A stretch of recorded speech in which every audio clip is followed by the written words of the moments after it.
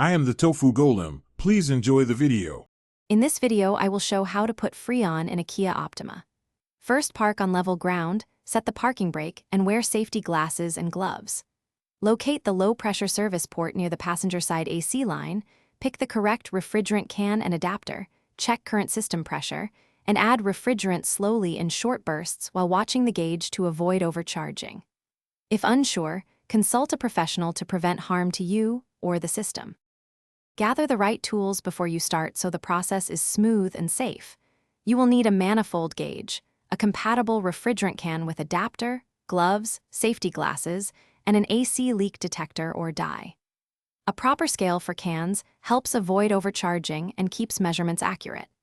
If the system is very low or leaking, repair the leak before recharging to avoid wasting refrigerant and causing future damage.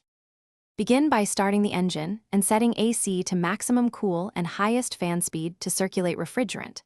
Attach the low side hose to the low-pressure service port and ensure a tight, leak-free connection before opening the valve. Add refrigerant in controlled short bursts, then close the can and observe pressures and cabin temperature between bursts to avoid overfilling.